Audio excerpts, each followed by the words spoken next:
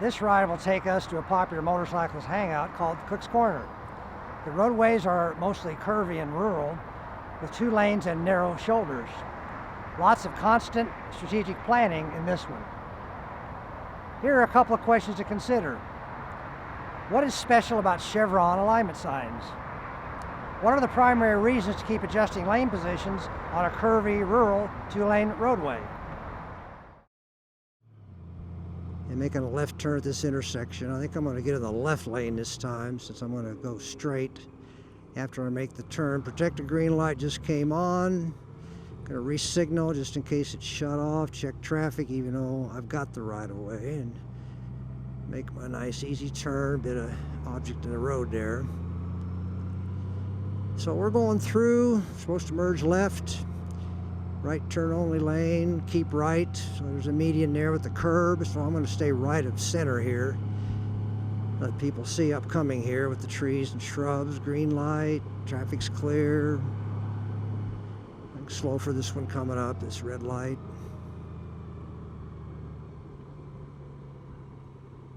Just take my time getting up there. Good chance it's going to change, and there it did. So I'll continue on, making sure that SUV doesn't turn left. 40 mile per hour speed limit. Looks like a sharp 15 mile per hour curve ahead. Chevron alignment signs giving you lots of warning here. I bet that's helpful at night. 15 mile per hour turn. That's going to be a pretty sharp one. So we'll back down here, move to the right of center just a bit. In case somebody comes over the center line, I've got an escape right if I need to. Somebody hits that pretty hard, but then I'll move back to the middle, 40 mile per hour speed limit, left of center. Bit of a blind spot with this hill here, but their oncoming car shows up pretty well. I'm going to split the difference here, middle of the lane and back over the left of center. Another sharp turn coming up. Another 15 mile per hour turn. A reminder to drive safely. We're going to try to do that. Speed part of it's not working now. So another 15 mile per hour. I'll move to the right here. Anticipate maybe somebody coming over the center line as they round that. Right of center. Now I'm going to the middle. Looks nice and open. Chevron alignment signs.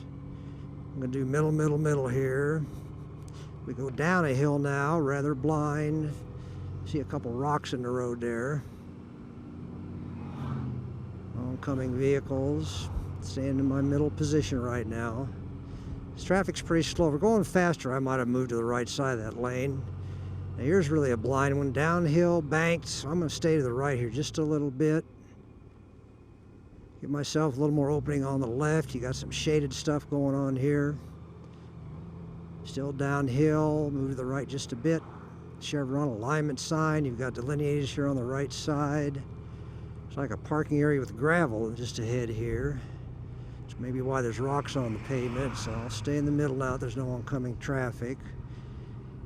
See, flooded, narrow bridge, 15 mile an hour, horse crossing. Oh, look at all the signs. Reverse curve to the left, road work ahead, speed limit 35, truck sign. Intersection, I'm clear, so 35 speed limit, middle. We got a flashing school sign here. There's school crossing ahead, sign. I'm going to stay on the left side there to miss that construction sign. Of course, the orange sign is construction. There's side road. There's the school crosswalk itself. Stay just right of center here. Be prepared to stop, always. But especially here, now we have our stop, so see what they have us do. He's waving me on, so I can go ahead and not stop for this since I'm getting waved on by a worker. Lots of cones. I'll just stay in the middle here. Maybe just right of center since I'm approaching a curve to the left so oncoming vehicles can see me. Checking right here to make sure there's nothing might pop out of a dirt road or something.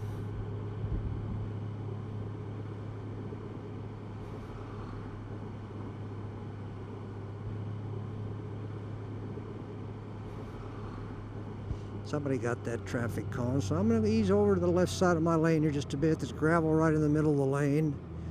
Now we've got that view, so I'll move back to the right. Winding road, for 4 miles. That's good news. Open trench, that's not so good. Let's hope we don't have to escape to the right. 25-mile-per-hour curve to the right with an open trench. So I'll stay to the right or left side of center here, just going through this one. Chevron alignment, so that's a pretty good curve there. Not the best of roads here, but it is rather smooth. You can see gravel might come out on the road from the shoulder being gravel, so my escape there will be a little dicey if I have to go to the right for some reason. So a blind curve, I'm going to move off to the right edge here.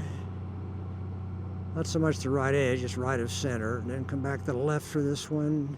See around the curve a bit, they can see me. So probably middle here all the time is not going to be too bad a position to be in. Got a squirrel running across, a couple of them.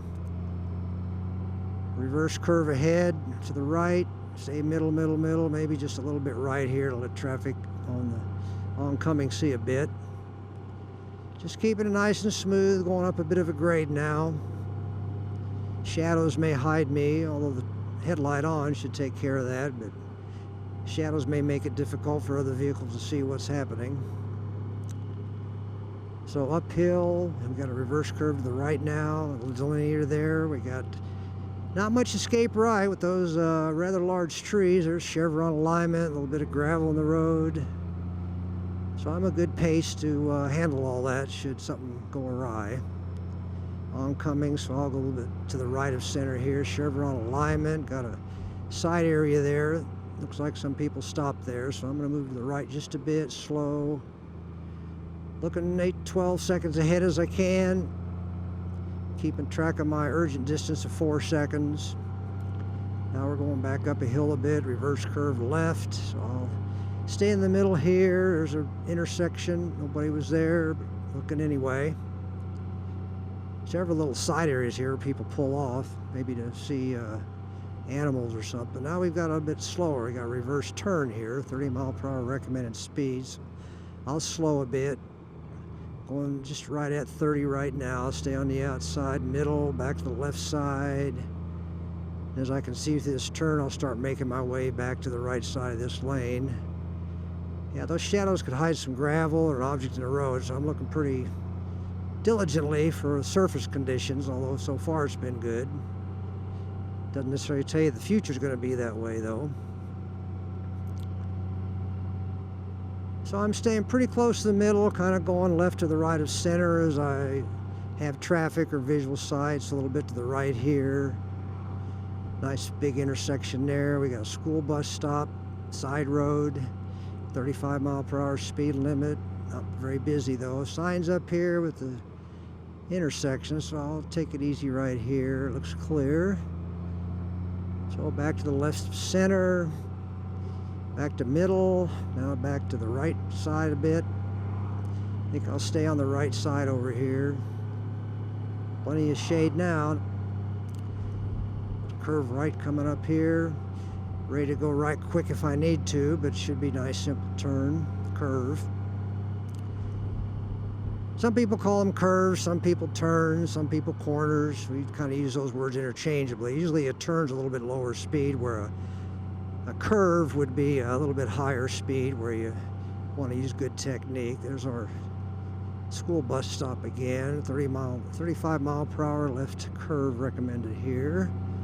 So I'm staying middle here, move to the right as I get near this, the apex up here of this particular curve. Right shoulder's closed up here. It means my escape may be gone. Not that there's much of one anyway. So middle, there's gravel in the middle of the road there.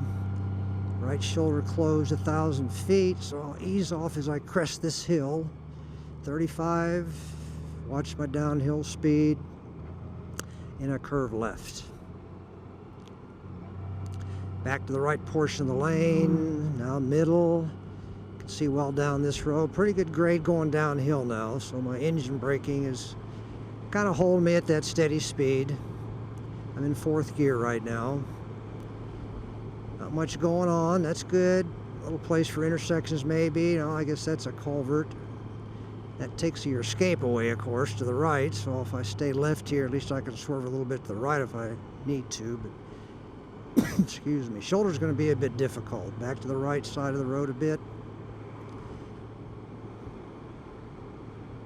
Another pull-off areas here with gravel. We're making a stop down on the right side here, a little motorcycle hotspot called Cook's Corner.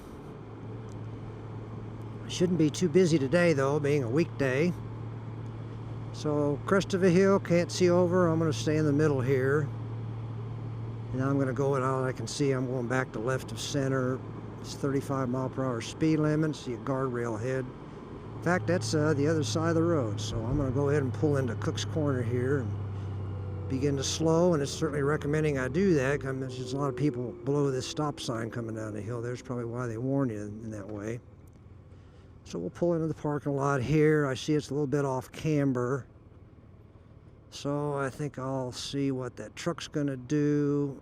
It may be gone by the time I pull out, but I'm going to go ahead and position myself for an easy exit here and put myself out far enough that that truck is still here. I can see it. I'm on a bit of a grade here, but that's level enough, and I'll put the side stand down and be good to go. Let's take a moment to answer the questions we posed at the beginning. What is special about chevron alignment signs?